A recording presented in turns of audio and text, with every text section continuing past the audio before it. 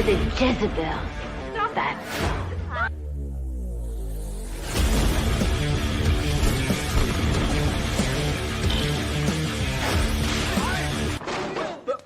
Here I come. I want you to get up right now, go to the window, open it, and stick your head out and yell, I'm as mad as hell, and I'm not gonna take this anymore!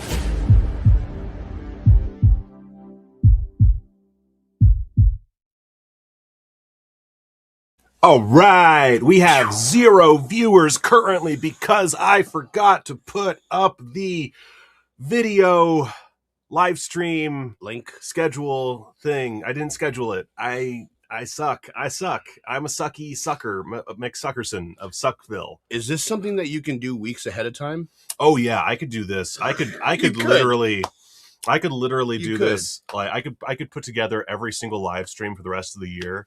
It would take forever, but I could totally do it, and I didn't, and I don't. I actually forgot. I forgot we had a show today because I was so tired, and I was on the edge of my seat. I couldn't wait all week. Oh man, every week. Does that mean you have extra news for me? No, I have no news. Ah, fuck. Shit.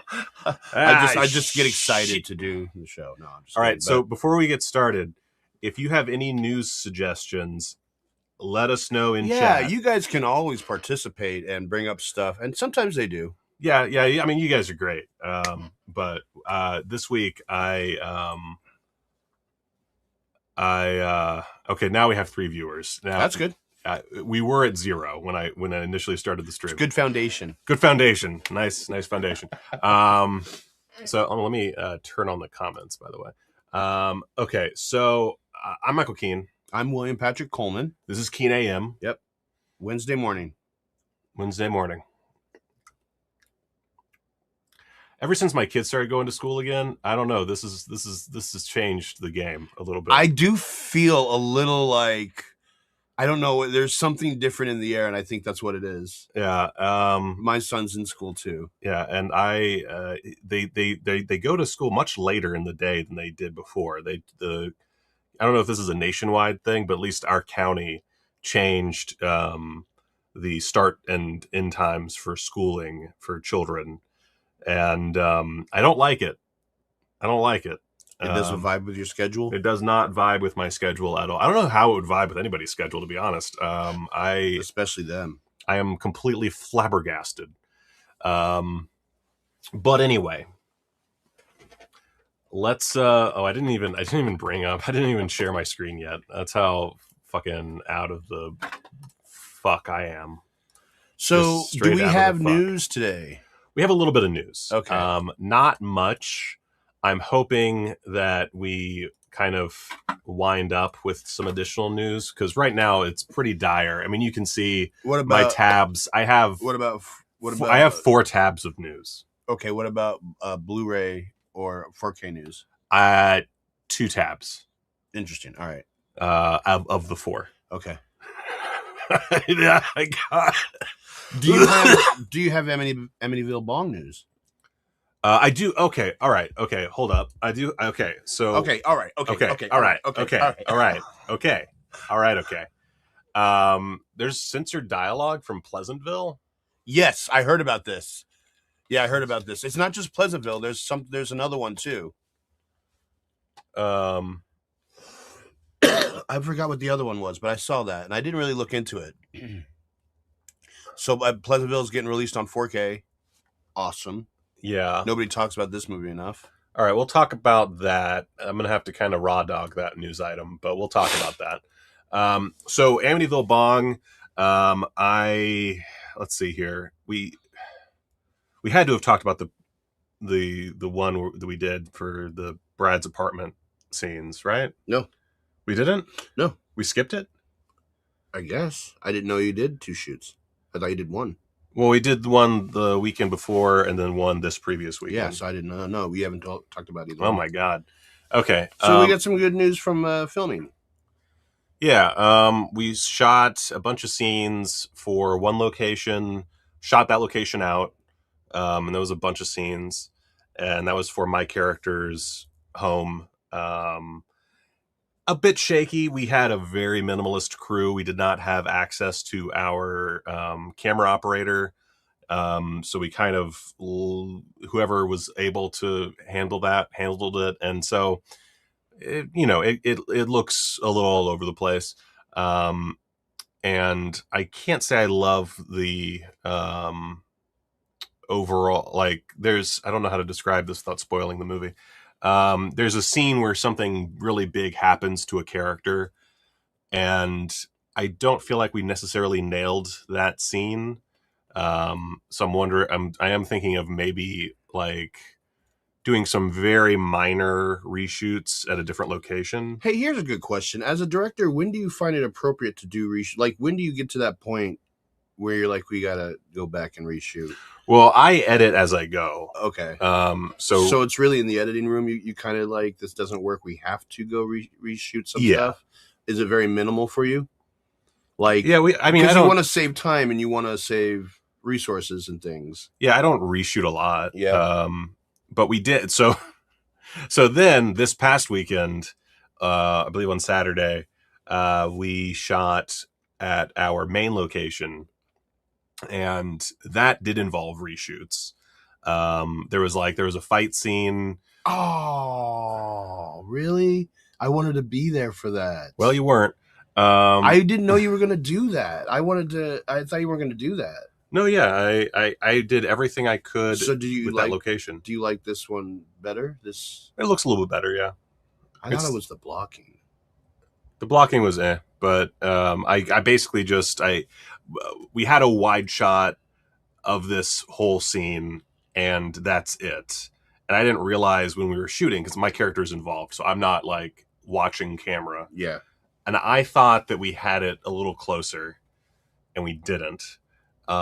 So all I did was I slapped the 85 on that camera and was like, all right, Guillermo, shoot nice and close. I want you all up in my grill. And so we reshot just this little bit of the fight scene. And then and then I also added a small potential scare to the scene as well. Nice. Okay. Where the character comes out of the shadows with the axe. I added that. It's a very quick shot, but hopefully it'll add a lot to the scene. Do you feel that the last weekend shoot went adequately, better than the week before? Did you have? Yeah, I mean, more of a luckily, it was a lot of stuff that didn't involve me. There was plenty that involved me, but there was enough that didn't involve me that I was able to kind of take charge of camera. And so I was able to get pretty much exactly what I wanted for those shots. So like all the scenes in Eddie's room, I was able to get those more or less the way I wanted. It wasn't perfect. Poor Mickey is not an extrovert. Mickey's one of our lead actors, and I had to have him dancing half naked for a live stream in the movie, and man, he didn't.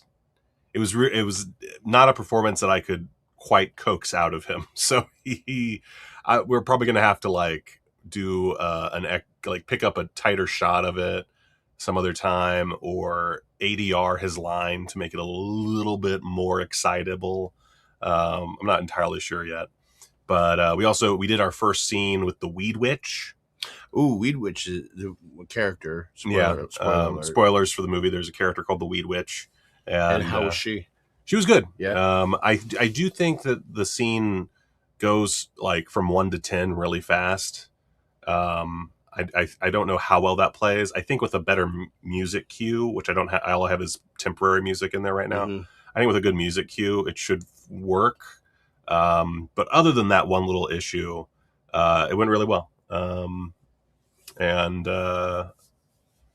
think we pretty much nailed it as far as we could nail it. I mean, this was 6 p.m. to midnight shooting. So, and we had a bunch of stuff to get through.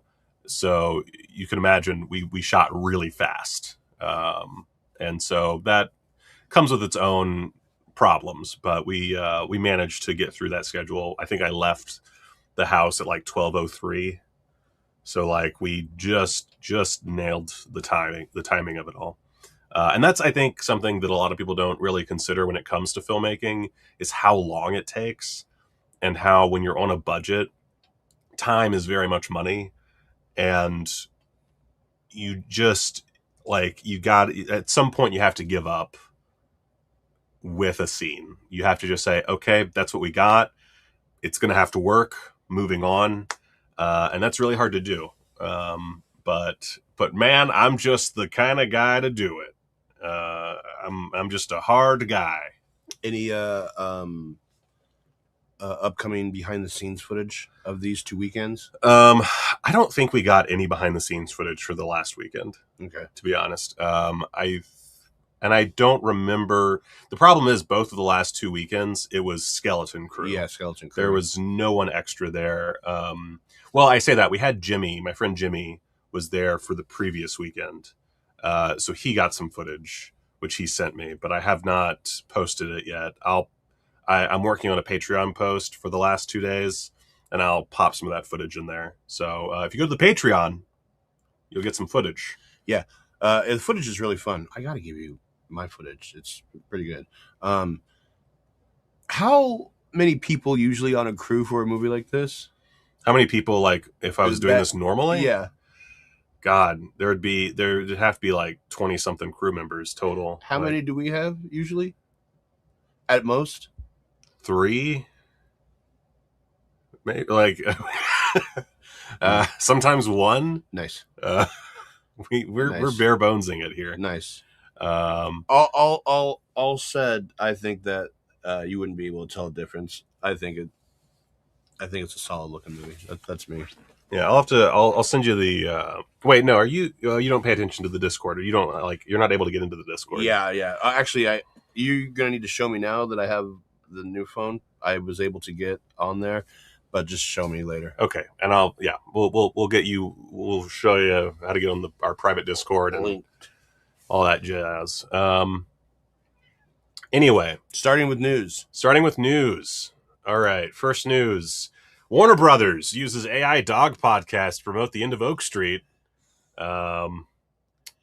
Whoops. This is the news of the week, really. News of the week. Yeah. This is a shitty week. Yeah, that goes to show you what's going on this week. An AI conversation, and I brought that. I was like, there's no way you were going to talk about it, but I included it in my list. I didn't watch the ad. I don't know. I think the thing that's like kind of crazy about it is that they didn't really do any other marketing for it. So today's guest ran from dinosaurs and helped save his human co-stars. Please welcome Starbuck from the end of Oak Street. Thanks, guys. It's nice to finally speak. Wow, even the voices are AI. That's unfortunate. Yeah, so it just, to me, it's not the fact that they used AI, because I guess that's its whole different conversation. But to me, it's about, did you guys not have any other plans? Is there nothing else? I haven't seen really many interviews with Anne Hathaway, Ewan McGregor. In thinking about it, it's been a busy year for Anne Hathaway as well. This is her 3rd out of 4 movies this year. But am I boring you? No, I'm just tired, man. I'm just tired.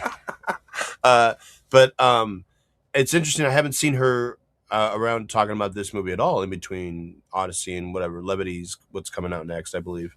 But do they not have any other plans with this? That's what's my thing. Yeah, it is a weird, like, we should note that this was like a tie-in with an actual, and I can't believe I'm saying this, an actual AI dog podcast. So this podcast exists. Yeah, if we go, like, I didn't know that. If we can pop onto Instagram real quick. Oh God, how do I get to the fucking? Okay, so yeah, it has 985,000 followers, and it is literally an AI dog podcast. I cannot stress enough how stupid this is. So why are they freaking out about this interview? Well, because compared to the whole site. Well, for one thing, so So the problem is no one wants AI involved in filmmaking. Yeah. And that includes marketing. So that's part one. The other thing is it looks fucking awful. I feel like there was a bit of a problem with Civil War using AI in their marketing for the posters. Mm-hmm. But it didn't look that bad. It was used, let's say, subtly, and so it was not as egregious an example. Like, people still gave it shit for that. I'm sure plenty of people didn't watch the movie because of it, but it wasn't as big of a deal. This is a hell of a cross promotion, and it's very ugly. It sounds awful. It's not subtly AI. It's just straight AI. It is like the definition of slop. It's everything that people don't like about generative AI, Mm-hmm. pretty much. And add to that, it's for a movie that, as far as we know, Has pretty good special effects. Has great special effects. Is all done with conventional CGI. There was nothing going in. I think that's the big thing, is aside from just people's general distaste for generative AI, which fair enough, this just came out of fucking nowhere. It was just oh yeah, it's the dinosaur in the 70s, 80s, whatever. Yeah. Dinosaur in the whatever decade, suburban neighborhood movie. Cool. Can't wait to see it. And then all of a sudden, out of nowhere, like a fucking plane hitting the Twin Towers, comes this weird dog podcast thing. And I just want to just point out, you look at the numbers for this. So 167,000 eyeballs on the End of Oak Street tie-in podcast versus this other one, this random other video of theirs, this most recent video, 662,000 views. And overall, the other views are not quite as high. There's 120K here, 160K there, but mostly they're between 30 and 80,000 views, 90,000. Mm-hmm. Still a lot of eyeballs for what is, again, I cannot stress enough, fucking AI dog podcast. I don't know if it's Christy asks if it's completely AI, like visuals and script. The visuals are definitely AI generated completely. The voices sound AI generated, so I'm going to say they probably are. I don't know about the script, but I'd be willing to bet AI is involved, because holy shit, what is this? Yeah. I don't know. It's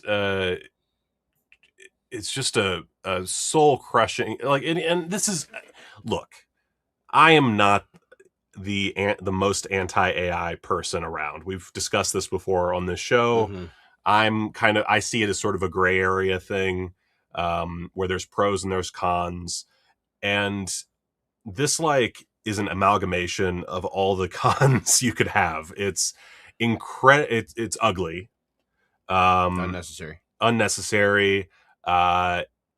It does not seem to contain any real creative energy whatsoever. There's nothing creative about it. It's just AI dogs talking on a little AI set.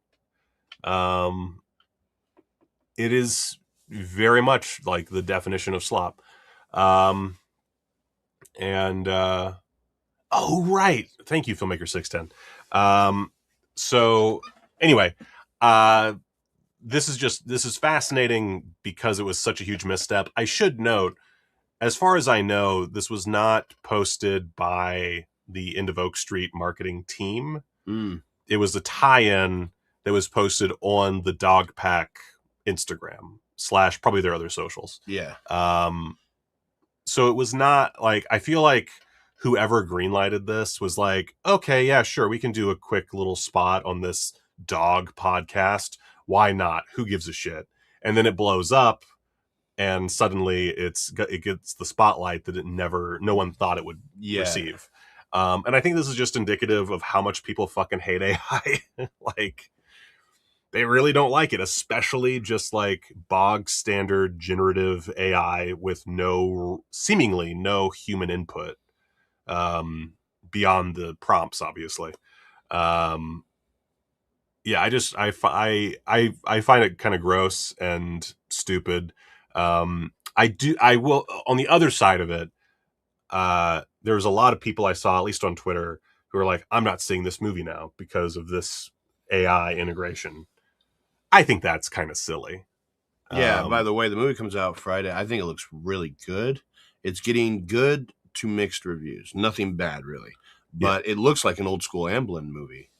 Yeah, I'm excited for the film. I can't wait to see it. Good director, good director, by the way. Yeah, really solid director, Robert Mitchell. David Robert Mitchell. And I like my boy JJ. I had heard months back when they first started promoting this. I feel like you're the only JJ fan left. Yeah, alive. I think I am actually.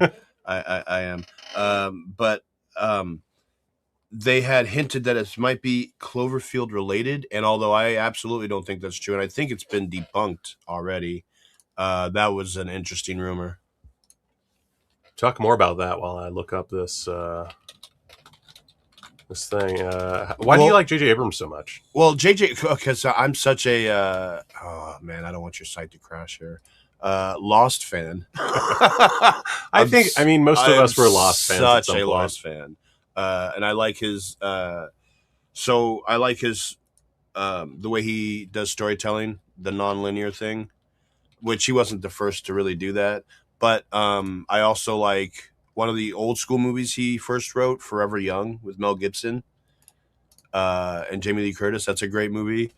I do like Force Awakens. Don't really like Rise of Skywalker. Okay, all right. We're doing Mission Impossible 3 is my favorite Mission Impossible. Remember we talked about that? We did talk about that, yeah. So like insane to me. And Super 8 I really like too. So it's just slam dunk, over and over with me and him. Okay. Yeah, it's not out of nowhere. All right. Release date. Oh shit. What about what? What'd you say? Possession got a release date. Yeah. Okay. All right. Guys. We have a few more things that we can talk about. All right. Sorry, this is a very like scatterbrained episode. Yeah, this is gonna be I feel like we are gonna congeal better with our letterboxed segment. Yeah, I got some ones on there you're gonna like. There's gonna be a big reveal for me. Okay. And also there's going to be a disagreement between the two of us. Yeah, no, So I'm very excited. Big reveal for you. So it's actually I'm gonna reveal one of my biggest shames in my cinemaphilia, whatever. Okay. Anyway, so according to the AI generated answer, because I had not heard about this. The AI generated answer. Man, AI sucks. Thank you, AI. The 4K UHD release of Pleasantville by Shout Factory has been criticized for censoring a line of dialogue spoken by Reese Witherspoon where she says, I did the slut thing, David. Got kind of old. So apparently the edit removes the word slut. What do we replace it with? I don't know. Let's see here. Let's go to good old Reddit. The new Shout release. Whenever it occurs, the old Blu-ray is unedited.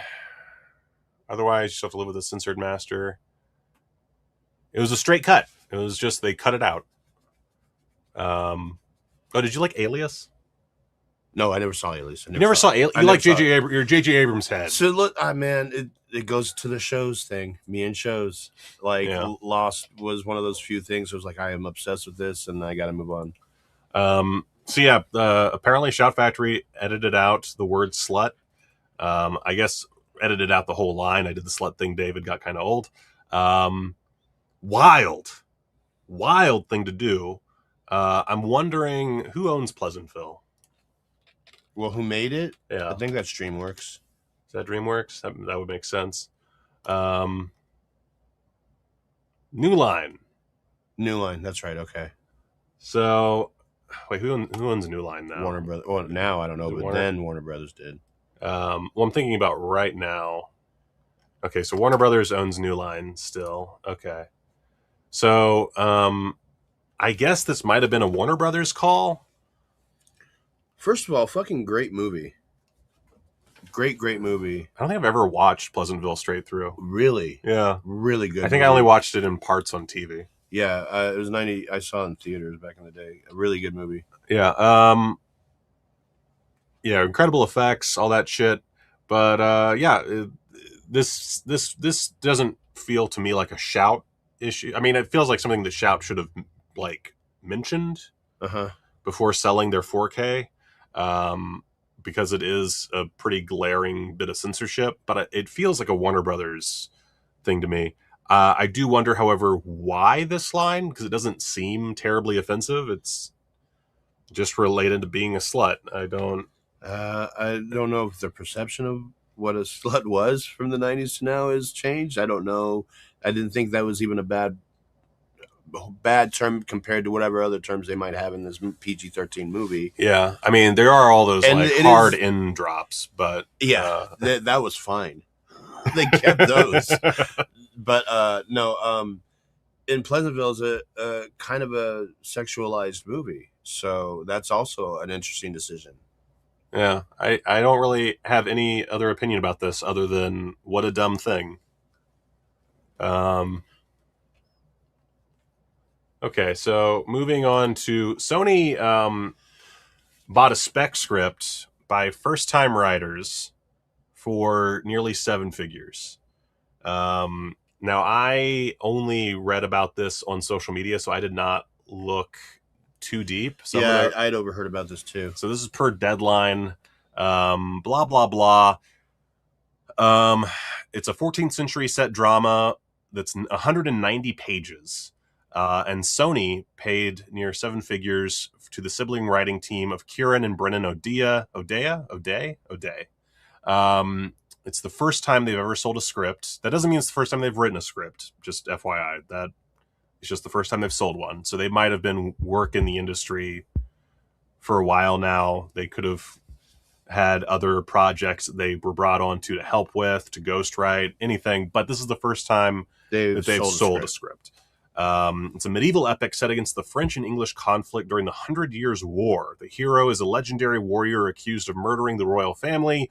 To reclaim his standing, he must protect the kingdom's last surviving prince from the conspiracy that threatens them both. Sony's Brittany Morrissey and Peter Kang brought it into the studio, and it came without producer attachments. So it's just a clean script. Let's see here.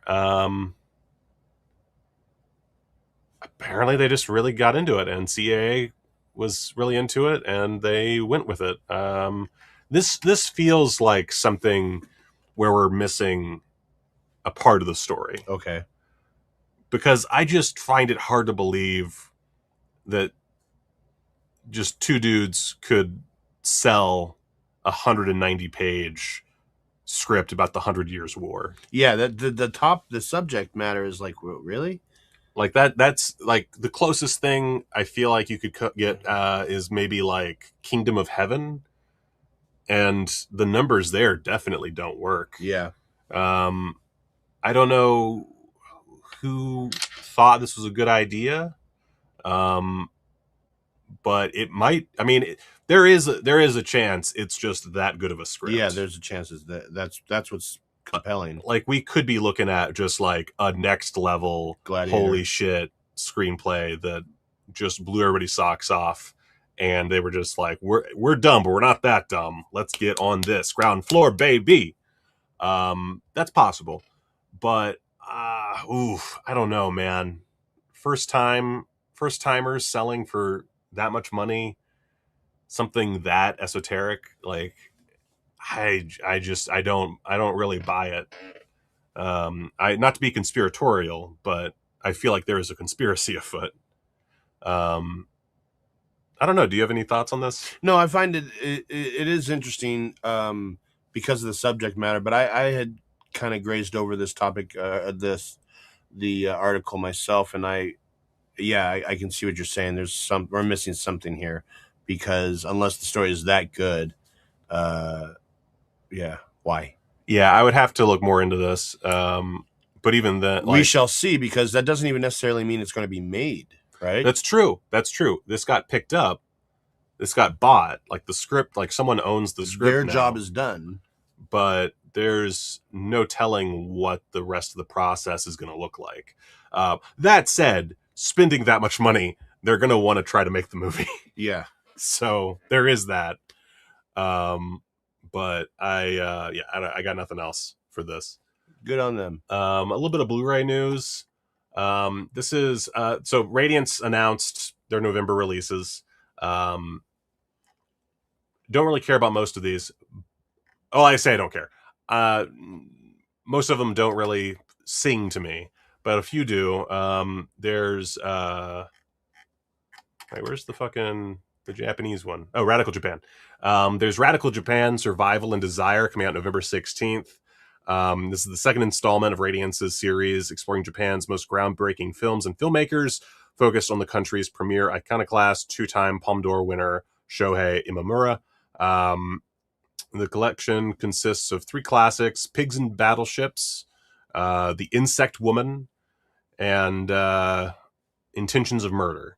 As well. Oh, and his first 3 features: Stolen Desire, Nishi Ginza, and Endless Desire.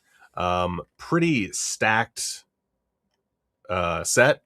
And I had previously really only heard of Pigs and Battleships and The Insect Woman, neither of which I've gotten the chance to see yet. So this is one of those things that I could see myself picking up. I would love for another company to put it out, maybe for less money, but still, that's really cool. The other cool thing from this selection is Miami Blues. We're going to talk about this a little bit later, but Miami Blues is getting a 4K Blu-ray release from Radiance, and we've got interviews with Alec Baldwin and Jennifer Jason Leigh from 2015. We've got a look at Miami Blues from David Jenkins from 2022. Pulp crime expert Maxim Jakubowski looking at the character of Hoke Mosley in both Miami Blues and the novels in which this is based by Charles Willeford. That's 11 minutes. So nothing too crazy as far as extras, but still really cool. Has a booklet and shit like that. Is this some kind of an anniversary edition? I don't think so. I think this is just they decided to put out the movie. But Miami Blues, we'll be talking about that in just a bit. But that is coming to Blu-ray and 4K rather on November 16th. And then next, just normal ass. Actually, let's switch it up a little bit more. Blu-ray news. Oh, I heard about this. So Rob Zombie triple feature. We've got the Firefly trilogy on 4K Ultra HD in one singular set with some, I would say, decent artwork attached to it. And I don't know. I saw some negativity about this because it doesn't feature the uncensored or director's cut of House of 1,000 Corpses. But I have never seen any evidence that even exists still.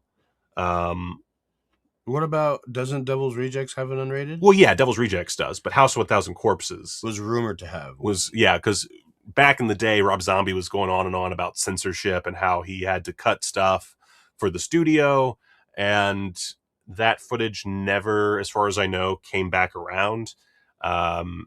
So that's the one negative, is you're not getting the director's cut of House of 1,000 Corpses.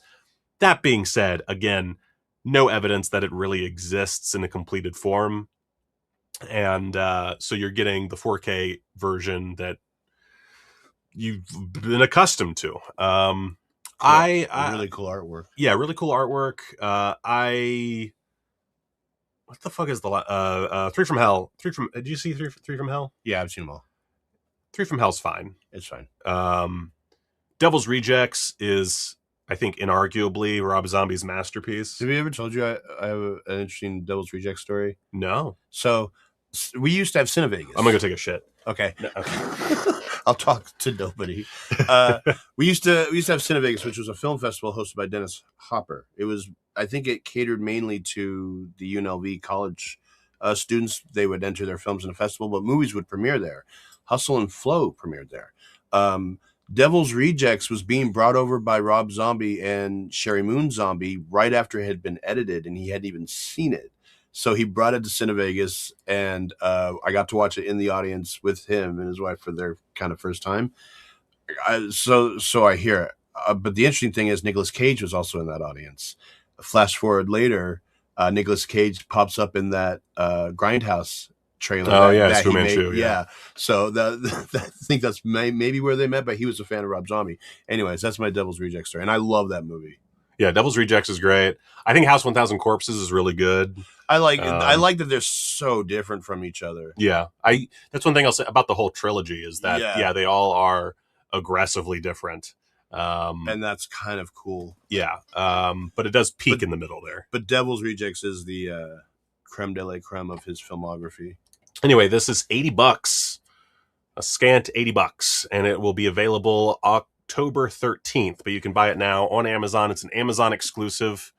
Which is kind of lame, but whatever.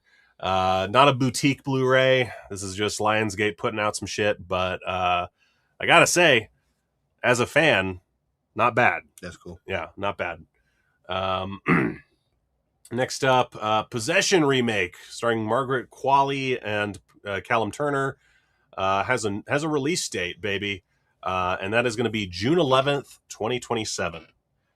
So a little under a year away. The summer release? Yeah, summer release for this Possession. This thing's gonna be like super. Also, she's just dressed like Isabelle Adjani. Yeah. I find that fascinating that they're sticking so close to the original style. Yeah. Like her hair is the same, everything. I don't know about this, man. I'm a little uncertain myself. I mean, I like Parker Finn. I don't know. This, you know what this feels like? This feels like, because Parker Finn, he was the guy that did Smile. Yeah, right? Yeah. He's the subject of an episode of The Studio. I don't know if you watched The Studio. Oh yeah, I've seen The Studio. Yeah. And this feels like something that I think I do remember that. Yeah. Yeah, this because they want to do Wink. That's right. That's right. Okay. Which is their Smile ripoff, and they're going to get Parker Finn to be the director. And this feels like a movie Parker Finn would make in the universe of The Studio. Yeah. For older folks, it feels like a movie that would be an Entourage.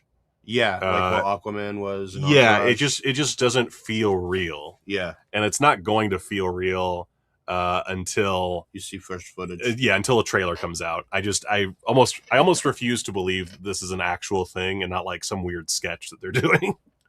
Oh right, there is that 80s horror steelbook thing that I will never buy.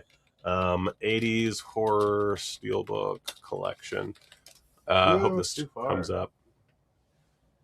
Oh God. Oh Jesus. Oh God. All right. So yeah. What is this? We've got this fucking thing. So we've got Little Shop of Horrors. We got The Shining. We got The Lost Boys. We got Poltergeist. We got Nightmare on Elm Street. Got some, I think, stickers and this like VHS looking set of steelbooks. This to me feels like nostalgia bait. Obviously. Yeah. I don't know how you could look at it any other way other than nostalgia bait. And I am famously not a fan of nostalgia bait. This is a good set of movies. Yeah. But they each have their own better sets. Yeah. I guess I don't know. I haven't paid attention to the Poltergeist sets. I don't know which of these has been. I feel like The Shining has been on 4K already. I think Nightmare has been on 4K. this feels very much like I don't know. Cash grab. Yeah, like just a simple cash grab. It reminds me of bait. It's like when Walmart had those similar style sets. Oh yeah, I can't stand those. The where they do their own covers. Yeah. Yeah. Yeah, so that's neat for people who want to spend $145 on these movies, on these 5 movies. Yeah, but I'd rather have a Nightmare set. I'd rather have I'd love to have a Poltergeist set. Yeah. A Poltergeist set with the remake included would be nice in 4K. A Lost Boys set would be weird, but also cool. Yeah, that would be weird, but kind of cool. The Tribe. Yeah. But I mean, neat for people who want something fun looking on their shelves. That'll be available October 6th. You can order it now. Next up, Netflix. They have their animated Charlie versus the Chocolate Factory, which is getting a November 5th theatrical release, 2027, November 5th, 2027. And who's this voice cast? Let's see. Because this is one I literally popped up at the very end. So this is directed by Jared Stern and Elaine Bogan. Jared Stern did the Lego Batman movie. Elaine did Spirit Untamed. Okay. Let's see here. Where is it? There we go. Cast members include Nicola Coughlan. These names are gonna destroy me. Charithra Chandran, some Bridgerton actor. Samson Kayo, Christopher Chung, and Kate Winslet, as well as Helena Bonham Carter. And I think I saw something about Taika Waititi. Okay, it's Willy Wonka is played by Taika Waititi. Oh, nice. Cool. So in Charlie versus the Chocolate Factory, Willy Wonka has spent the years since the Golden Ticket contest behind bars for the crime of turning a child into a blueberry. Having served his time, Wonka returns to his factory determined to add a little sweetness to a bitter world. But one thing stands in his way. Teenager Charlie Pally, a reimagined version of Charlie Bucket and his friends. Facing eviction, this next generation of rotten kids plot to break into the factory, nab a priceless Wonka bar, and save their homes. But like many before them who enter the fantastical world of the factory, these kids are in for a bit more than they can chew. So it's Hook, but for Willy Wonka. Yeah, it is kind of Hook for Willy Wonka. What a weird Which thing. is kind of cool. I like that. I like these. So I was thinking about that the other day, the unofficial sequel movie. Like the movie and Hook really did it best, where it just asked the question, what would happen if Peter Pan grew up? What would happen if Alice lost her way back to Wonderland? What would happen? And I like these kind of ideas. This, to me, is that idea. Yeah, seems neat. Last thing that we have so far, unless someone has some suggestions, Netflix sets its longest theatrical window ever for Oscar hopeful La Bola Negra, moving up release date. So let's see here. It's a queer epic from Javier Calvo and Javier Ambrosi, the Spanish duo known as Los Javis. It was originally slated for November 6th, ahead of a December 4th streaming bow. The film now arrives in theaters October 16th and will land on Netflix December 2nd, which is a 47-day exclusive window and the widest theatrical commitment the company has given one of its titles to date. The previous record holder was Marriage Story, which had a 30-day window back in 2019. So interesting. I had not heard of La Bola Negra. Must have a lot of faith in it. But they landed the U.S. rights back during the Cannes Film Festival after a bit of a bidding war. And the film premiered in competition to a standing ovation and went on to tie for the festival's Big Director Prize.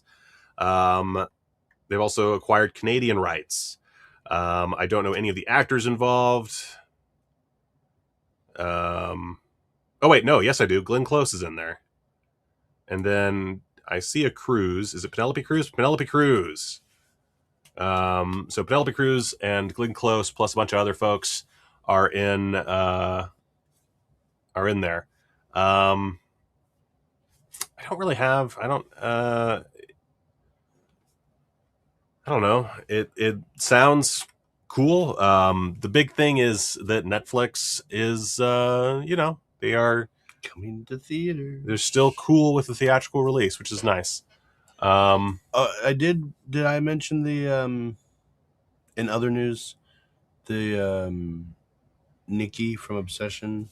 Oh right, I forgot to add that to the thing because I think that this is an interesting. People are. Well, we can just talk about this.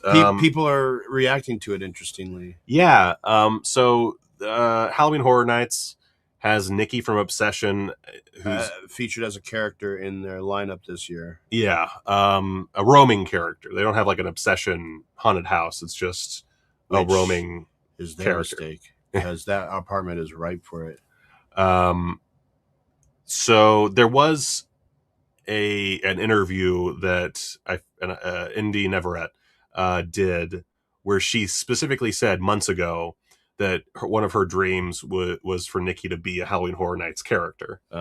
But before that interview kind of made the rounds again, a lot of people on social media really they took out the pitchforks and the torches and were very negative about this idea of Nikki as a character here. Yeah.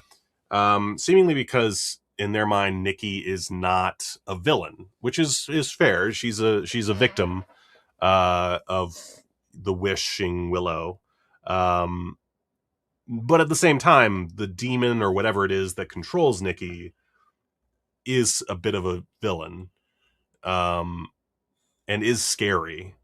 So in that aspect, there are roots to this idea. Now, in interviews, both Curry Barker and Indy have both stated that she is not specifically possessed by a demon. They actually contradict their statement in other interviews later, but not putting a face with what actually, or an answer with what actually is going on with Nikki. They have no, sure, the real Nikki is a victim, and we know that, but there is something sinister and malicious taking over her body, and that's what's at Halloween Horror Nights. Yeah. So, I think the argument or debate that I had maybe read was that why is that Bear is the villain, and they really want to press upon this idea that Nikki is a victim, but still Nikki is taken over. That's like Reagan and The Exorcist. Now they straight just came out and told you she's possessed by the devil, and that's what the movie's about. The movie's about the church and everything, but in Halloween Horror Nights, I believe they have an exorcist thing there, and it's Reagan. So she's I think it's a that's better than the Exorcist we have here at well, maybe I'm thinking of that. Maybe I'm thinking of that one, but still, the Exorcist is commonly used. Yeah. Side note: we have our own kind of Halloween Horror Nights all the time. Yeah, called Universal Horror Unleashed. I still have never. It's fine. We had to they closed down the rooms for little periods of time, or the houses. And so we were gonna try to do like Texas Chainsaw last because we figured it would probably be the best one, but we were forced into doing it the second house we did, and it was the best one. And so it was all downhill from. It was all downhill because we did the Universal Monsters one, which was super lame, and then we did the Exorcist one, but it's Exorcist Believer.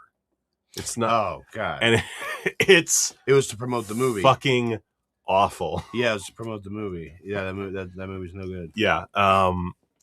And the entire time I was in there, I'm just like, man, it'd be super cool if Reagan showed up. But nope. Yeah. Nope. No can do. Yeah. But I think it's a silly argument. I'm kind of looking forward to seeing what they do with it. It's silly, and also sure, Bear is the villain, but Bear's not scary. Yeah. He's just a fucking loser. Yeah. So what are you going to do? Have some fucking nitwit moping around and that's going to be your character? Of course not. I don't think that there is a debate that Nikki herself is a victim in this whole thing. That's clearly, but also ends on a very dark note. She's possessed by something, and that's what they're showcasing. Oh, excuse me. I'm very tired today. Hey, by the way, trailers. We didn't do any trailers. We didn't do any trailers. We didn't do any trailers last week either. Yeah. And I don't necessarily know if there is. Easier. What is this? What were you watching? Oh, it's just, it automatically goes to Evil Dead Burn every time I did. pop up. Did we do Thomas Crown Affair? I watched it here. We did Thomas Crown Affair. Don't bother with Jumanji 2. Let's see. We missed that a few weeks ago, and I read some things that beat the shit out of that trailer. I don't really see anything notable. On Netflix. I don't see anything notable to talk about, honestly. There's a new Toxic trailer that came out 4 days ago. I guess we could watch that and see how long it takes for them to take us down.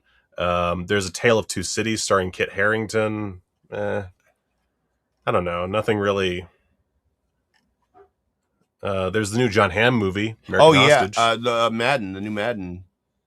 Yeah, the new Madden teaser is barely a teaser. Do you think that movie looks good?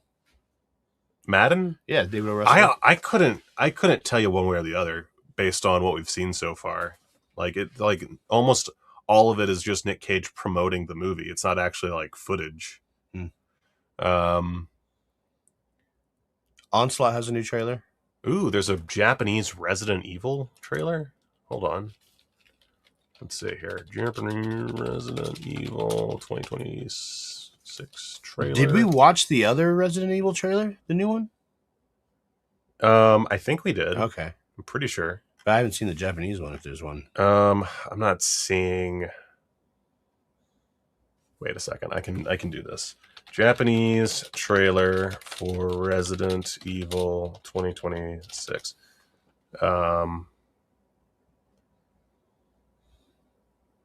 That's a Nintendo Wire. That might. Okay. Hold up. All right. Okay. Let's see. That is so relatable. Oh yeah. Like, I don't know how many times I've been like, I don't know, man. I can't do much more work.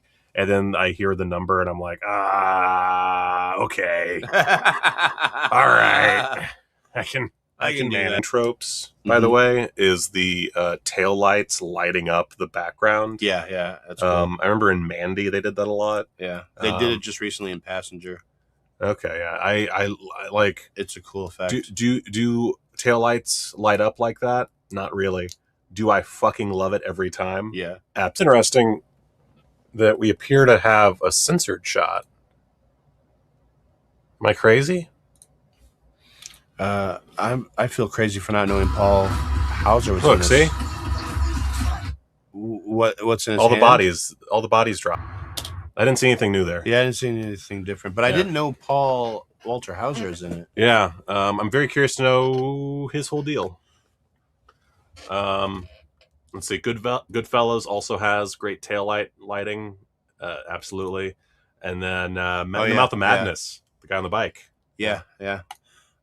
This is a month for a lot of anniversary movies. They're playing in theaters Point Break. They're playing in theaters Terminator 2. And they're playing Fast and Furious. Just wanted to mention that. Big anniversary month for some movies. I'm just saying, every time we do this show, something gets announced like at the tail end of while we're doing it. And apparently that's not going to be today. But usually we miss something. And I'm determined not to let that happen. Hey, congratulations. Everybody's going to the movies again. Thanks to Odyssey and Spider-Man. I don't want to use this time to talk about Spider-Man any more than I need to, but I am very happy that people are going to the movies.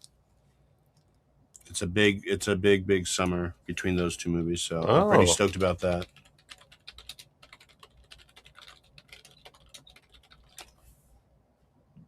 Apparently we're getting a new artificial intelligence. December 28th. Nice. AI is getting a new release on 4K. That's pretty dope. I think AI might be one of Spielberg's most underrated movies. Not a fan. Not a fan. Okay. Not a fan. I don't actually know that I've seen it since it, like, I guess hit DVD. I need to rewatch it.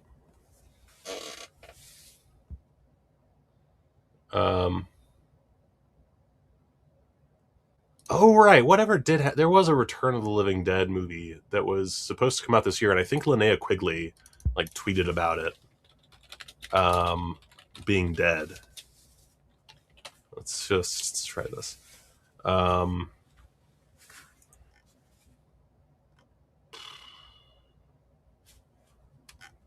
Yeah, I don't know. Wait, if I go to twitter.com.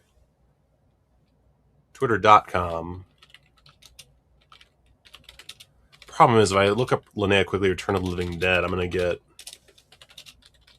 just stuff about Return of the Living Dead, like OG. No, that's not going to work. Yeah, it's just Linnea Quigley shots. Okay. I don't think it's happening. That's what my expert opinion based on very little information. Yeah, according to the AI generated answer, it's supposed to come out November 13th. That's not happening. Like that's just not happening. Oh, she posted on Facebook. That's okay. That's where I'm. Wow, that sucks. Wait a minute. All right. Facebook. Linnea Quigley. Let's see here. Oh shit! Can I? Okay. Oh, because it was kickstarted.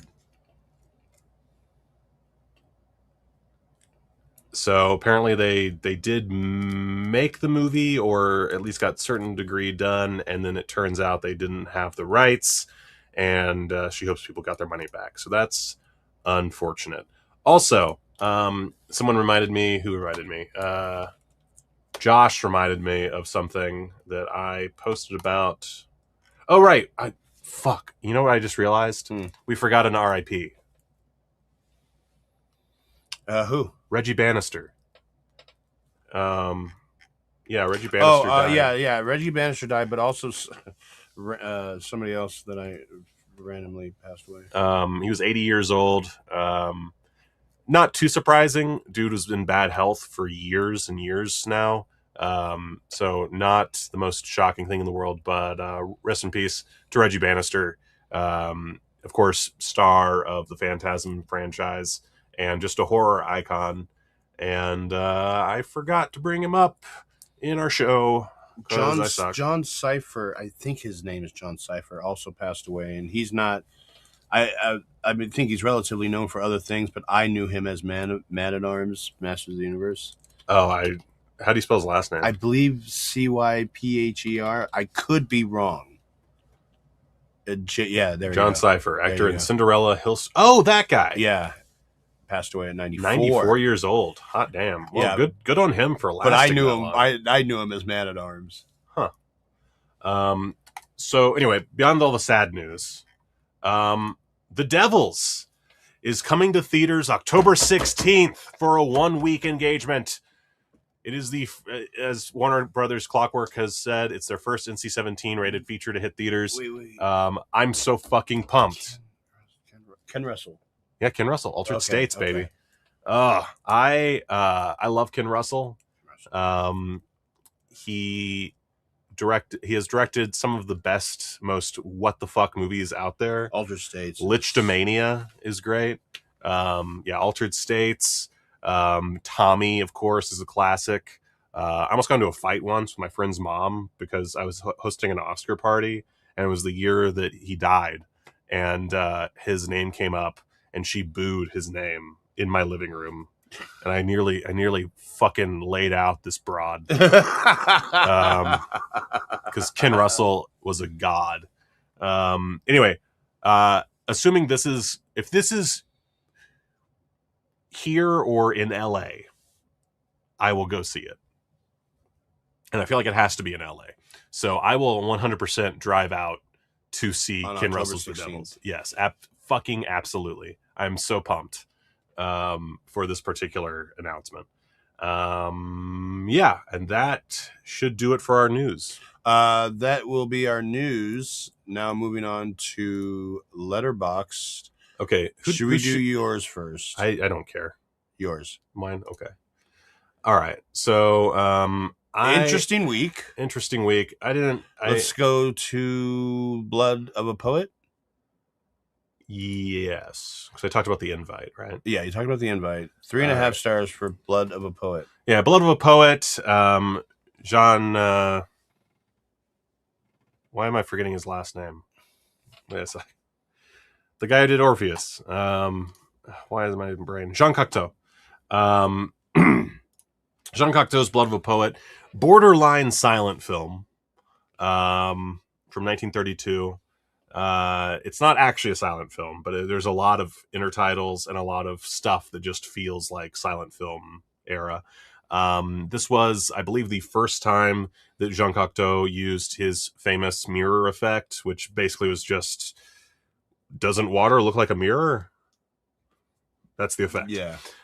Made most famous in his film Orpheus. And Orpheus was the only Jean Cocteau movie that I had ever seen up to this point. And I decided to go through the trilogy of Orpheus, of Blood of a Poet, Orpheus, and Testament of Orpheus. I've only so far watched Blood of a Poet. But it's really good. It has a lot of Jean Cocteau special effects. There's a great bit where characters walking through a hallway, but the floor is the like doors and walls, and it's just very fascinating to watch. Also, a point where the main character has a mouth on his hand and gives himself oral sex. It's not shown in detail, but it's very heavily implied. So I was very very chill with that particular film. And let's see here. Then I watched Miami Blues. Yeah, go ahead and tell me what you seem to really like this. Yeah, 4 stars, baby. This is also a movie you're familiar with, right? No, you haven't seen it before. I hadn't seen it before. Okay, so tell me your experience with this.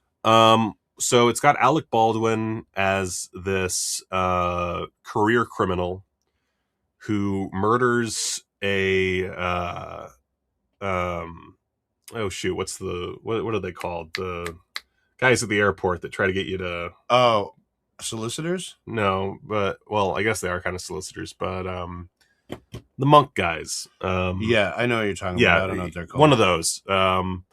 He kills one by breaking his finger. I don't think they ever explain how that makes sense. It's just shock. Yeah.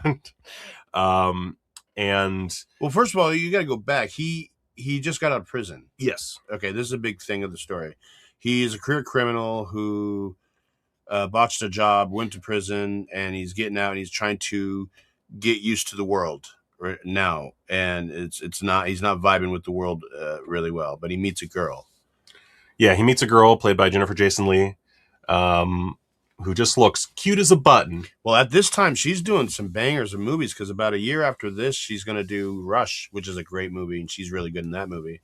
I've never seen Rush. Rush? Well, really good movie. You'd like it. Yeah. Okay. But they get together, and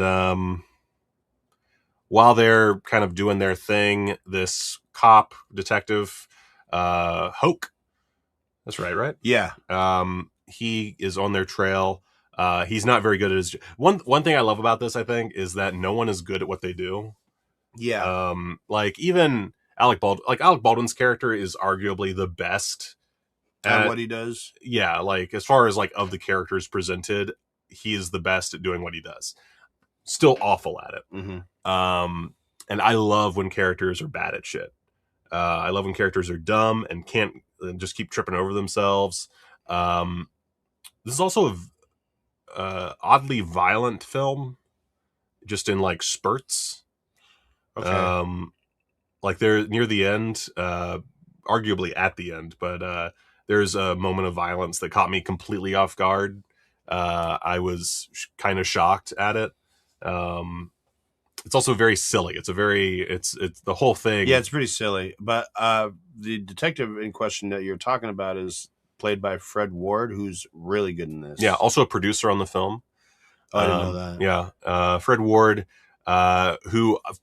they do such a, so he has false teeth. Yeah. Or dentures, I guess. Yeah. And for a sec, I actually had to Google, does Fred Ward have? Yeah, because they teeth? did such a good job. Yeah, like they really sell this idea that his teeth are fake. Yeah. And it is kind of it's a kind of important plot point. So that's why I was like really confused at first. I was like, did they write this all in? I don't know. I just jived with it, man. Yeah. But we'll talk more about Miami Blues. Yeah. In your segment. Then for my weekly movie night, I watched Phantom of the Opera, the Dario Argento version. Still not great.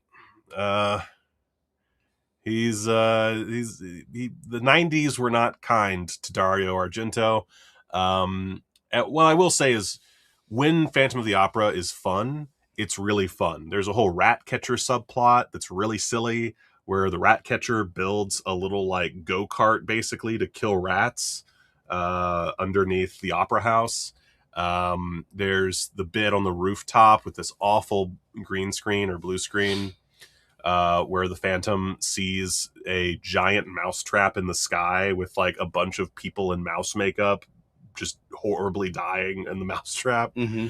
Like, there's a lot of fun bullshit. But all that fun bullshit is stymied by so much boring, just going through the motions plot. And it kind of bummed me out. It did not quite work the way that I felt like it should have worked. I feel like, oh God, I'm forgetting his name now. The guy who died last year, Julian Sands. Oh yeah. Julia Sands is fine as the Phantom. I can't say that he brings anything substantial to the role. And kind of the same for Asia Argento. Like, she's a good actress, but does she really bring anything special to the role here? Not really. It's also kind of insane how bad the movie is at getting the lip sync to work for the opera segments. There's a lot of moments where they're just singing opera and the lip syncing is completely off, which would be fine if it was like a faraway shot, like a wide. Mm-hmm. But it's all like close-ups of Asia Argento just struggling for her life to keep up with this opera. To the point where I'm pretty sure they did not even play the opera on set. Yeah. Like, it didn't feel like it. So that's Phantom of the Opera. It was fine. Cape Fear. They're doing... How long have they been doing shows on Letterboxd? So if it's a mini series, they'll put it on Letterboxd. I know it's silly. But I finished Cape Fear. Mm-hmm. Which I really wanted to see, but I wanted to see because of Patrick Wilson and Javier, but Javier Bardem, great. Patrick Wilson, great. Amy Adams, meh. The kids, meh. I heard Juliette Lewis pops up. Juliette Lewis does pop up. Not much of a spoiler. She shows up like 3 or 4 episodes in. That's cool. Doesn't really amount to a whole heck of a lot, if I'm being honest. Cape Fear is interesting because it's a show that, and I know a lot of people will say this sounds like a death sentence, but it's a show that I think could have used more of like a Ryan Murphy kind of hand. Because it wants to be this big, over-the-top, campy piece of work, this like Southern Gothic camp show. And it never quite goes hard enough. Okay. It always feels like it's pulling back a little bit. It could use that Ryan Murphy cheese. Yeah, it plays with ideas of like incest, for example, but it never like goes hard on those themes. And there's a lot of overly complicated plot mechanics, but not enough. This is my other problem. Not enough to sustain 10 episodes. It is about 4 episodes too long. Gotcha.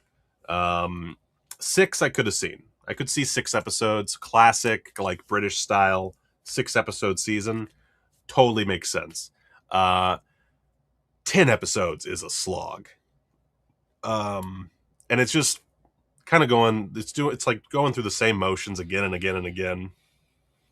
And just didn't quite work, but it was entertaining. It was entertaining, mostly thanks to Javier Bardem and Patrick Wilson, which Patrick Wilson, just one of the greatest actors of our time.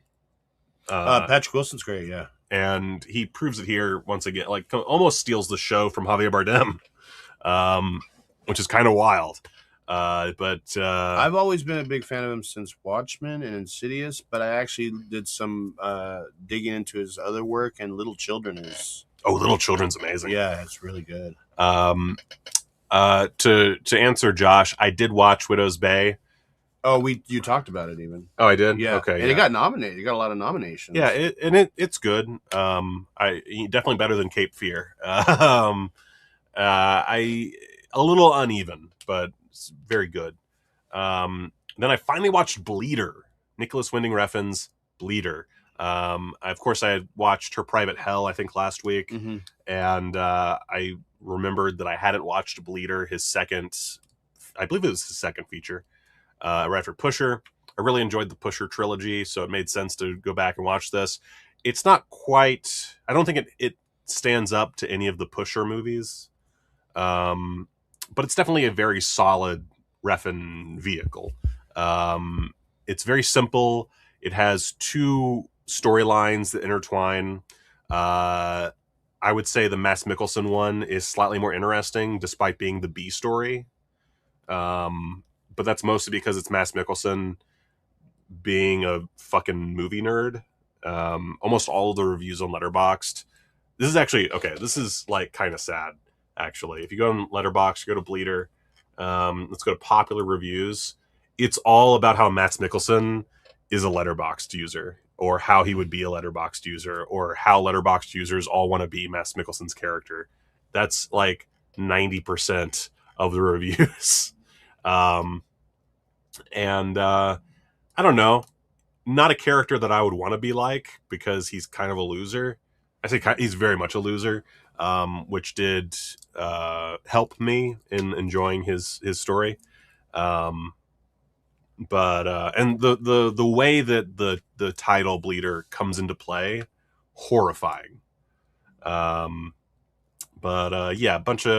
basically just a bunch of unlikable characters doing their thing and being unlikable. The guy, I can't remember his name, but the main character from Pusher, is basically a gangster, and gets into some trouble and makes some very poor domestic choices along the way. And then I just watched Ready or Not 2, Here I Come. Which, by the way, we gave the same rating, I think. Yeah, I'd say a solid 3.5. I liked it a lot. I think the cast is really solid in this. Cast is great. David Cronenberg pops up. David Cronenberg for one scene. Yeah, I knew he was in it. I didn't know what his role and everything would be. But it was kind of, it's always great to see him. That man cannot survive the opening of a movie. Sean Hattie for the win. I love that guy, and I like him in this movie a lot. What would I know him from? Anything? The Faculty. He was a kid. He was a teen star. Oh, I do not remember him in the Faculty. And then he's the jock in The Faculty. He's one of the kids. One of the kids. Yeah, I don't remember him at all. So it's not Josh Hartnett. It's not Elijah Wood. And Sean Hattie's. I need to rewatch The Faculty. That's a great fucking movie, bro. That's like one of my favorites. Sarah Michelle Gellar, is always great to see her come back, but Elijah Wood also. Oh, the Elijah Wood and Sean Hattie reunion from The Faculty, and then there's somebody else in this. Oh, I love Nestor Carbonell. Oh yeah, he's great. Yeah, he's really good at this too. His accent. And I've been watching some of Catherine Newton's stuff, down to that Devil's Mouth movie. Yeah, but sometimes she's good, and sometimes she's good in this. But anyways, yeah, I like this. There isn't. I will say, there's nothing different and that might hurt it. Like it's really it does feel a little derivative Yeah. of its own film. I didn't hate that. I felt like it kind of doubled up on the promise of the first movie. Yeah. Um, That was who Kevin Durant's in it. Oh, yeah, Kevin Durant. I love him and everything he does. for like 2 minutes. we Yeah, get Kevin it's Durant. actually a weird role. I think it's just because It's because he was in the other. Abigail. He was in Abigail. yeah. Radio Silence, not their best work, but still a very solid time at the movies. Very entertaining. Their next project is the Mummy remake or the Mummy sequel. Oh yeah, Which I don't care about which that. is weird. I Okay, watched finally Shaun the Sheep. Yeah, I watched the 30-minute Christmas special, Shaun the Sheep, The Flight Before Christmas. And It fucking rips, man. thank God. I don't know. I almost gave it 3.5, but then I settled on 4 because I was like, you know what? There's nothing really wrong with this special. It's just that it's a 30-minute special. Yeah. It just feels like a TV episode with a slightly higher production value. Great. But my son is really into Shaun the Sheep right now. So he forced me to watch this. I tried to get him to watch The Sheep Detectives. No dice. Oh, did you end up watching it at all yet or Nope. No? Take your time. I'll get to it. Yeah. And then last night I watched Scanners as No. part of my David Cronenberg. You've seen Scanners. Yeah, I've seen Scanners. I a few don't times. remember Scanners to the point where I might as well have not seen it. I think the thing about Scanners is that there's a new Shaun the Sheep movie. Holy shit. Okay. I will be watching that next month, I guess. The thing about Scanners is that it's... Sorry, the dog is snoring and it's like distracting me. It is kind of a forgettable movie in large chunks. It's really stupid. Stephen Lack is a terrible actor. The main guy is fucking awful. Like he treats this Scanners like a baby and just drowns it in bathwater. He's just the worst. And I think that's one big reason why it's so forgettable. Of course, there's the memorable aspects. There's the head explosion that I always think opens the movie, but it doesn't actually come until like 20-25 minutes in. There's that bit. There's the part where he visits the artist. The actor's name I can't remember, but he visits the artist, and there's like a giant head and stuff that they sit in and talk in, and then they get attacked. There's that, and then there's the final battle between Stephen Lack and Michael Ironside, who's so good. And those are like really the main parts that stick out. Between them is a lot of stuff that doesn't make a ton of sense. Is kind of silly. He has to basically hack a computer with his brain at one point. Very dumb. You've got Patrick McGowan as the sort of morally gray mentor character. And he's really good, but him and Michael Ironside being so good, plus Jennifer, what's her name? Jennifer O'Neill. Them being such good actors really makes it obvious that Stephen Lack is terrible. Yeah. Like, it's such a strong contrast. That being said, 3.5, little heart. Really enjoy Scanners. It's just, it has a lot of flaws that you kind of have to look past. It also, I'm gonna say it, should have had more head explosions. There's one head explosion in the entire movie. And while the film is violent, I really feel like they shouldn't have had like a bunch of head explosions, because then it just starts to get stale after a while. Yeah. But like at least one other head explosion. You don't just set up that they can just explode noggins and you don't capitalize on that. Like, come on, capitalize. And from here, I'm thinking I'm going to watch the sequels because I've only watched Scanner Cop and Scanner Cop 2. I've never watched Scanners 2 or Scanners 3. But I own them on Blu-ray. So I'm thinking I might take us a little detour from David Cronenberg and watch those next. Okay. And then get back on the Cronenberg train. Okay. Even though I really just want to continue with Cronenberg because next up on my list, Videodrome. Ooh, yeah, I love that movie. Videodrome fucks so hard. Do you have any lists? Nope. Okay. I had a busy week. You did? I saw 12 movies. Oh my God. Starting with Magic, based off of your recommendation. Yeah, you seem to have liked it all right. I liked Magic just fine. It's really Anthony Hopkins and Margaret that carry it. I think they're both really good in it. It's a really interesting take on are these guys do they have a split personality and they're hiding it with the dummy, or is the dummy an actual person? Like, it's kind of an interesting. They don't really give you that answer. They kind of insinuate that it's him that's going crazy. That's what I took from it. I like it. I liked it a lot. I thought it was good. I did go to the theaters to see Super Troopers 3. Liked it a lot more than I thought I would.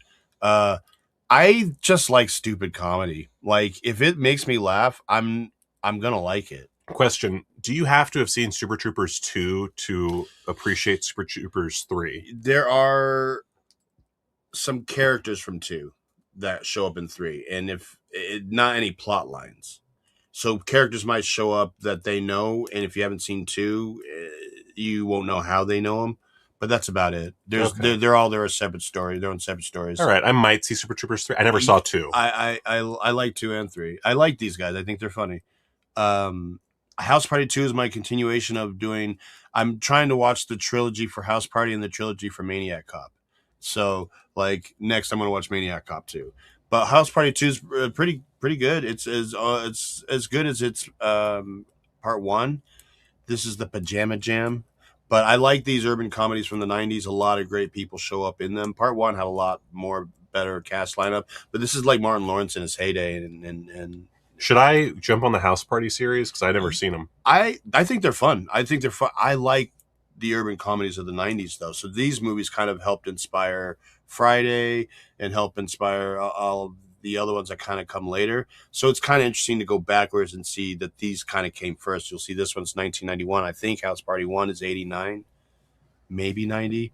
But anyways, I know it's downhill from there with that series. I also know that they remade part 1, so I'm kind of going to watch that at some partially related. You're going to have such a good time with Maniac Cop 2. Really? Because I didn't have a good time with 1. Maniac Cop 2, like, I like Maniac Cop. Maniac Cop 2 blows it out of the fucking water. Really? It's the Terminator 2 of Maniac Cop? Maniac Cop 2 and 3 is such a great couple of, like, cool. Just to watch back to back. Cool. And I have at least, I at very least have 2 on 4K. Okay, cool. So if you want to get together and have a little date night. Yeah, Maniac Cop date night? Yeah. I'm down. So I did The Accused.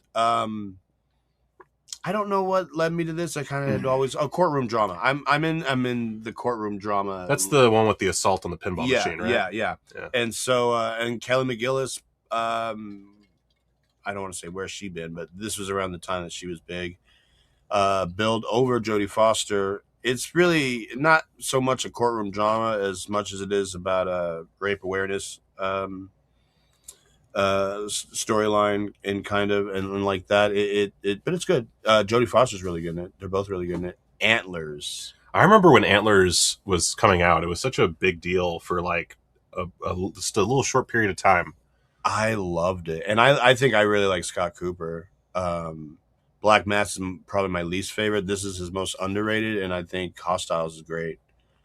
So that's really all I have to say. It's got some good people in there, but they're not doing their best work. So Jesse Plemons, Amy Madigan pops up, Rory Cochrane, who both Jesse Plemons and Rory Cochrane both pop up in Black Mass later. But I kept thinking Scott Cooper did Killing Them Softly, but he didn't. No. I don't know who did that. Anyways, Mortal Kombat 2. Ugh. I'm in the middle here because you didn't like it, and a friend I know, shout out to my friend Alex, really loved it. I'm not a fan of the series, to be honest with you. I never played the game, but I now have seen all the movies, And I think we all can agree it's Kano's show. Yeah, Kano's great. Yeah, to me, I was like, without this guy, this movie would slug bad. The fight scenes are it's a lot more impressive, I guess, in that sense. But you're talking to a guy who liked Annihilation, and nobody likes that movie. So I'm not the best judge of these movies. Yeah, I would rather watch Annihilation over Mortal Kombat 2. It just doesn't like it's more fun. It's very silly. It's not like if you're looking at it objectively, I guess Mortal Kombat 2 is better, but it just doesn't have the same entertainment value. And it doesn't have the alien bounty hunter from X-Files as the villain. Yeah. But it was what it was. The Grifters, I saw The Grifters, which I like. Now, my interesting thing about The Grifters was I was like, oh, I think this is by Stephen Frears, directed by Stephen Frears, who I was like, oh, this is the guy who's done High Fidelity with Cusack and Grosse Point Blank with Cusack. Before we get to that, I was half wrong about that, and come to find out later, I watched this director's later work. But The Grifters was okay. I thought we were going to get like a Matchstick Men thing, and we're looking at a huge con, and that's not necessarily the case. It's a con that falls apart between these three people. There are a lot of great performances. Angelica Houston's great. Annette Bening's great. The Straight Story. Okay, so this is a big reveal for me. I love this movie. I have never finished watching it. Oh, I fucking love it. And it's ever since David Lynch died, it's been one of those things where I'm like, I really need to watch The Straight Story, but I never. Were you never interested in it? No, it's weird. Like I really was into the first, I don't know, like 40 minutes or however much I watched. Yeah. And then something happened and I didn't finish it. Like like child thing happened or something took me off guard. And it's always one of those things where it's like, I really want to finish this, but when a movie is going to be like a total masterpiece and you just put it off. Yeah, bro. It's great. And instead you watch bullshit like Mortal Kombat 2. By the way, I did that on the Criterion channel. Oh, good. You're learning. You're learning. But everybody in this is great. It is bizarre to me that it's David Lynch. It's absolutely bizarre, and I kind of want to do research on why he did this movie. He didn't write it or anything. Is it his most like marketable movie? It's Disney. It's PG, and there's a lot of nominations from it. Yeah, I guess. It does not feel like a David Lynch movie. If you're not told me it was David Lynch, other than the obvious Angelo Badalamenti score. Yeah, I guess it is his most marketable. I'm thinking back through the filmography, and this is his most sellout movie. Yeah, it's the closest thing to a sellout movie. Yeah, but it's good. And I think really good. Filmmaker 610 says, I think Straight Story shows Lynch at his most humane, and I think that's really what sold him on filming the story was. Yeah. He was a very humane guy. He was quintessentially nice. Yeah. And believed in the best in people and all that shit. And I feel like that's probably what inspired him to watch it. But you know what? Now that I've been shamed, I almost put an extra half star on it. Damn. That's like, I went back and forth and I was like, I don't know. Cause I redid my David Lynch list and I put it like on my number 3. I liked it more than Mulholland Drive. I thought it was really good, but I like Eraserhead. I think Eraserhead's just the shit. But I also, that goes hand in hand with this year. 1999 is like my second favorite year in film, and 99 was banger after banger after banger movies coming out. So this was one of them. You know what? Now that I've shamed myself, I'm gonna watch Straight Story this week. Yeah, let me know if I don't watch it by the time we do the next podcast. You have the legal right to string me up. The legal right. Yeah. Moving on to my, I guess, controversial take on Miami Blues. So later to find out that this is the director who did Grosse Point Blank, and I found out that way. It wasn't that I didn't like this movie. I think Fred Ward is really good in this movie. it was just, this had a really interesting idea that I don't think takes hold the way it wants to. It doesn't get expanded to a better movie, I don't think, which is that this criminal comes across a police badge and he uses it to commit crimes, not good crimes. He leaves like a trail of crumbs in his wake. But I was like, Alec Baldwin's having a lot of fun in this movie. I wish I was having as much fun with him in this movie.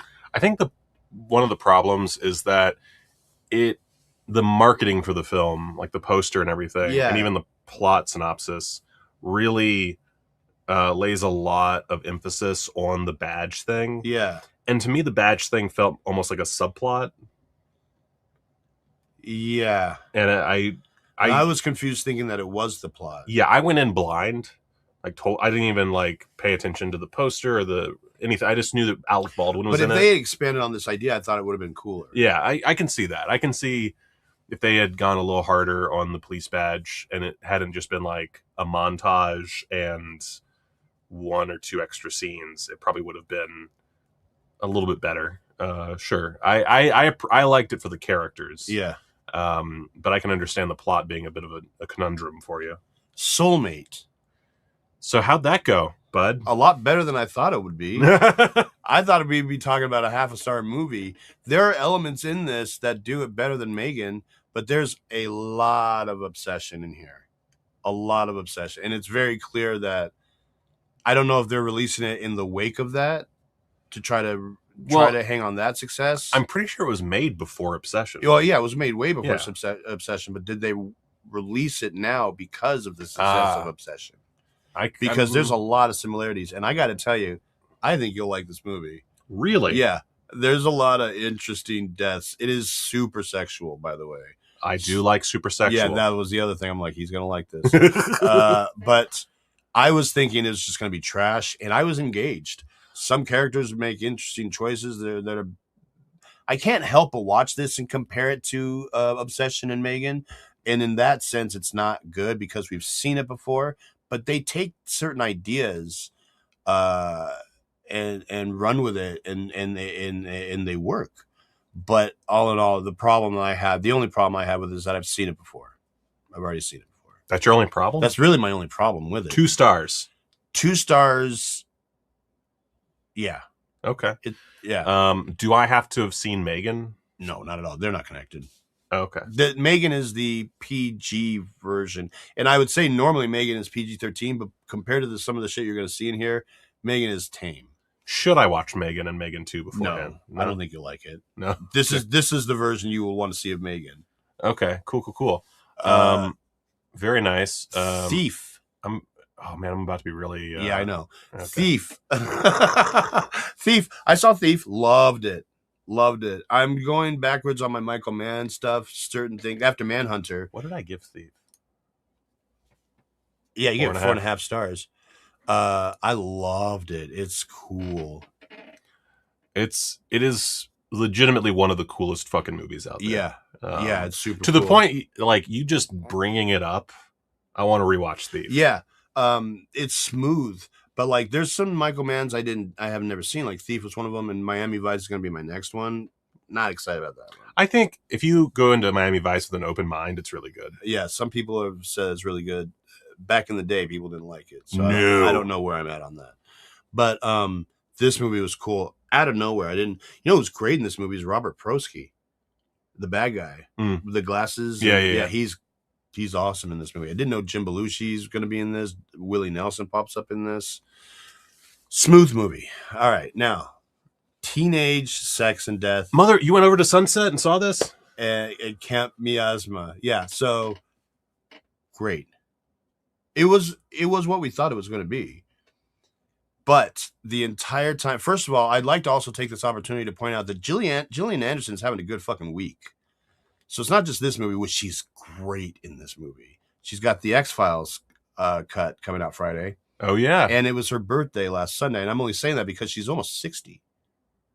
She's like 58 or something, and she's having like a great week. This movie, she's super good in it. She's really good.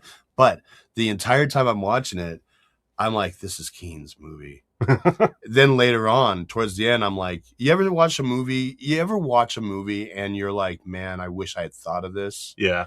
That's the whole time I'm watching this. I'm like, Keen's gonna wish he'd thought of this. Oh man, it's gonna be. Oh, I'm so excited. You're gonna love it. It was. I had to redo. I did do a list of my favorite movies of the year so far, and it's on there. Oh man, I'm so. Oh god, it's really good. I really wanted to go over to Sunset. It's a fever dream. Like, it's bizarre. I'm not sure. I wasn't a fan of I Saw the TV Glow.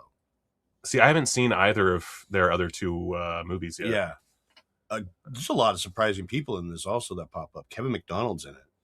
I'm gonna probably have to wait until the wide release. Okay. But I'm very excited to see it. Yeah, I don't know when I'll be able to make it over to Sunset and watch, especially because I can't imagine it's going to be out very long. So I'm trying to do. I don't know if you guys know. I'm trying to do like a movie a day, 365 movies this year.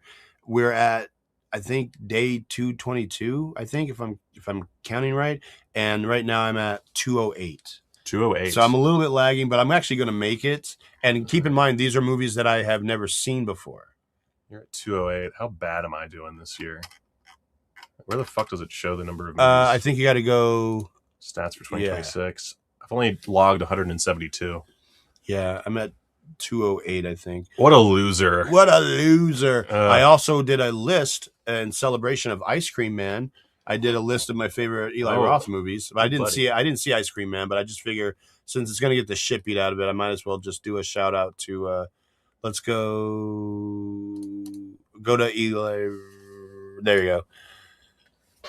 Okay. Cabin Fever is just the best. Not a fan of Green Inferno at all. I really can't stand that movie. I do you remember there was a time where Green Inferno, I don't know if they had held it behind or not, but Green Inferno and Knock Knock came out like right on top of each other. They came out like within a year from each other. Wow. Yeah, I think that they had held back Green Inferno because I saw Green Inferno. I was like, oh man, Eli Roth has lost it. And then I saw Knock Knock, and I think that's low key a great movie. I think it's his most Hitchcock movie. It's not a horror movie in a sense. I need to show you the movie that Knock Knock is a remake of. Death Game. Yeah, What's Her Face is in both of them. Oh, whoever the main chick is. What's Her Face? Yeah, I know who you're talking about. Yeah, she's in Knock Knock also. Lynn Shelton? Nope, that's a director. Lynn Ram? No, fuck, I can't remember her name. Look at this Knock Knock. See, there's only like 5 people in it. Colleen Camp.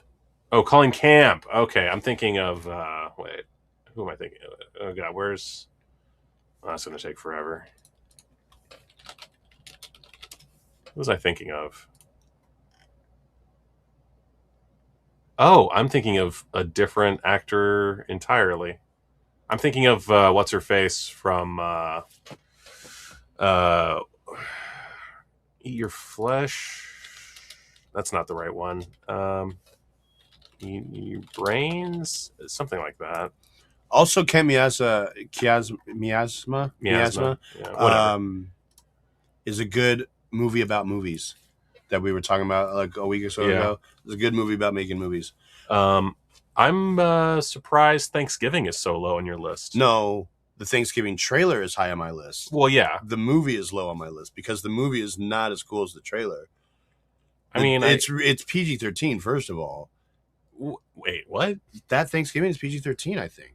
No, that's a lie. It's R. Yeah, I was about to say there's definitely violent gore in Thanksgiving. Okay, but I like the trailer a lot more. I did the same rating for Machete. Thought the trailer was way better than the movie. Well, let's see. I haven't seen Knock Knock. I haven't seen House of the Clock in Its Walls. You would really like Knock Knock. I think. Haven't watched Borderlands. Probably never will. Yeah, Borderlands is a bummer. And I still have never seen Green Inferno. I think you'd like Green Inferno, and I think you'd like Knock Knock. I think you'd really like Green Inferno. Death Wish is a bummer. I think that might be PG-13. Is it? Probably. Yeah. That's just a bummer because the original's so fucking awesome. It's R. Is it R? Okay. Yeah, but it's probably a soft R. Yeah. But for my money, half and half there. I love Cabin Fever, and I remember that was one of my most memorable theater experiences. I love that movie. Yeah, I like Hostel Part 2 way more than I like Hostel. I like Hostel Part 2 a lot, not more than one, but what I like about Part 2 is they go a different direction and talk about the business aspect of it. Yeah. And that's kind of cool. Yeah. And the deaths in it are kind of cool. They always have, and I thought this was an Eli Roth thing. He always has a great third act, but it's just the Hostel movies. They have really good third acts. Yeah, Eli Roth gets more shit than he probably deserves. Yeah, I feel that too. But you look at his filmography, and it's not amazing. It's not bad though. It's not bad. It's fine. I definitely feel like the Eli Roth hate is a little forced. I think Cabin Fever is. He does have that. I think the problem with Eli Roth is he has that Quentin Tarantino issue where he's kind of annoying, but he doesn't have the filmography to back up being annoying. To back up, being annoying, yeah. And he has to rely on Tarantino a lot. Yeah, I think that's the big problem with Eli Roth. Hot take. It's not the AI. Anything else you wanted to talk about list-wise? List-wise, no. I updated Thief on my director Michael Mann's. I don't feel that it's necessary to do my favorite movies of 2026 yet because it's not done. Yeah, it's 7 films long. Yeah. And the best movie you saw is Sheep Detectives. Yeah, I don't want to say I feel embarrassed, but there's got to be something better this year. Oh, you know what trailer we didn't talk about? What? Prime Time, baby. Oh, right, Prime Time. Did you watch the trailer? You've seen the trailer. Yeah, I've seen the trailer. That's the movie I think might be my one of my favorite movies of the year, if not my favorite. It's looking good. It looks like Nightcrawler. It's looking real good. Wait a second. Okay, hold up. So let me. How do I do this? Yeah, Patterson's having a great year. Oh shit. 2026. Oh shit. How do I? What are you looking for? I just want to find all the movies that I've seen from this year. There we go. Oh, can you do it in an order? Can I? Oh wait, sort by ratings. My rating, highest first. Oh well, yeah. So I would say definitely. Well, first off, Dr. Deathface is not the worst movie of 2026. Just want to point that out. Oh wait, I didn't put it up on the screen. Okay. Oh right, and the Paper Tiger trailer came out. Oh fuck, I forgot about that. We got a new James Gray coming out, but I would say definitely The Invite is it's tied with. What are you just not rating them? You've seen more movies than this from 2026. I think this is all I've seen. What? No. I haven't seen that many movies this year. 1, 2, 3, 4, 5, 6, 7, 8, A 9, 10. lot of 3.5. It's been a very that was good year. If you look at the amount of just 3 and 3.5s, they take up most of the board. And some of them are a little controversial. I know a lot of people loved Hoppers. It was pretty good. I thought Faces of Death was pretty good. Over Your Dead Body, pretty good. Hokum was a lot of fun. So a lot of that kind of, but there was a lot of stuff that didn't quite hold up for me so far. I Love Boosters, I thought was really good, but did not live up to expectations. Hades Town was similar. I thought easy 5 stars. It was a fun musical. Your 4 stars starts at Project Hail Mary. Yeah, which I gotta say, Project Hail Mary, not really living in my head the way that it has a lot of people. I'm not. To the point, it might be a 3.5 next if I ever watch it again. If I were to re-rate the drama again, I might give it. I think that one did the opposite. It grew on me. I actually really like that movie now. Yeah, the drama was really good. The Odyssey was really good. Bone Temple and The Invite. But Bone Temple and The Invite are easily tied for my number 1 spot thus far. Did you see Bone? You didn't see Bone? Did you see Bone Temple? I didn't just see Bone Temple, but I really want to see The Invite really bad. Oh god, yeah. While it's in theaters, try to check it out because it's so fucking great. Blew me away. Let's end Oh, what is Will's Letterboxd account? Let me see. What's your actual URL? Let's give the people what they want. Eventually. Hold up. I live on there right now. I'm such a big It's fan. filmbuff_show. Filmbuff_show is what you're going to be typing in, or you can just type in Filmbuff and look for his avatar. It should show up as like the third or fourth option in the search, in the member search. Follow for a follow. So follow your boy Filmbuff, William Patrick Coleman. Let's end with a trailer, since I forgot. Oh, god damn it. Fucking thing sucks. Paper Tiger, baby. It's your brother. We had a problem, then it's led to some things. Wait, have you seen this? I haven't seen this trailer, but I can already tell. Is that Teller's voice? Yeah. We'll settle this whole thing. It's New York. Everyone's on the take all the time. They're not going to touch me. What about me? They can touch me. The Russians. We've seen them say things like, we'll go after your whole family. What about us?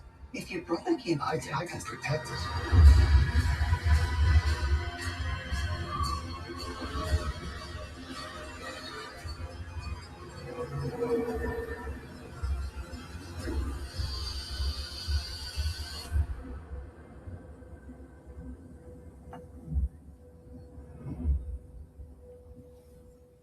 Let's do Primetime also. But who's James Gray? He did Ad Astra. Oh, I understand it. He did The Lost City of Z. Never saw that name. He did oh god, that Joaquin Phoenix movie.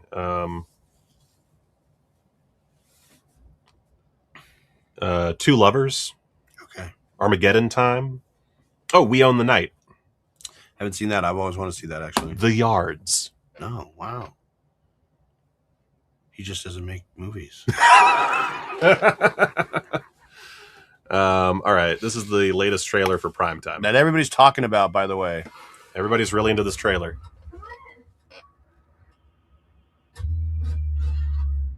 Oh, there was some chit-chat on the Twitters. What's his actor's name?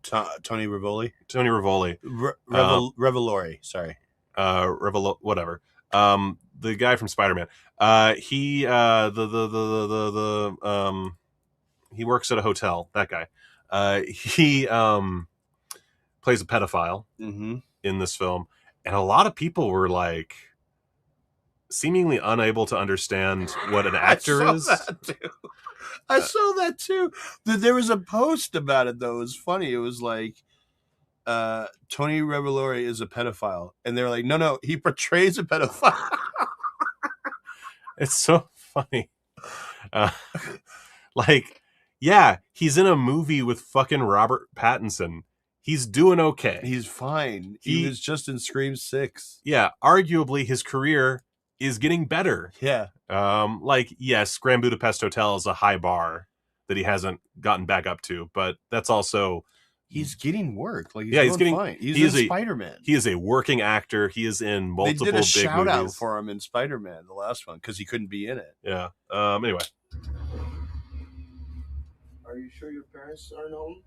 I'm sure. Big night plan. Who are you? You should have a seat right there. I'm Chris Hansen with Dateline NBC, and we're doing a story on adults who try to meet teens online. You see how this looks, right? I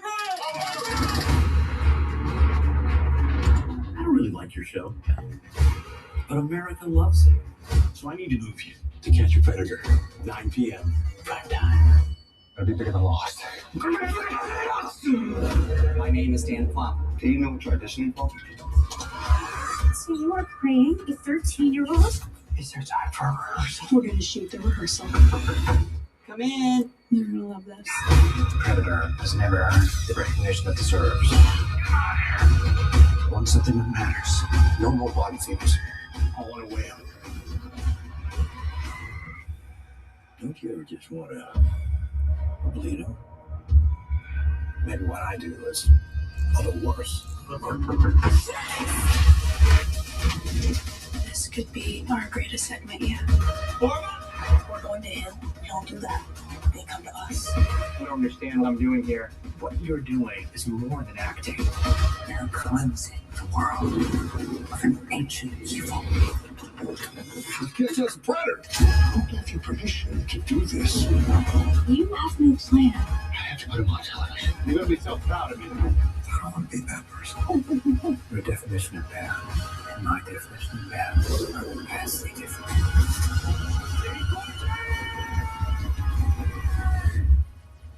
What would have happened if I wasn't here?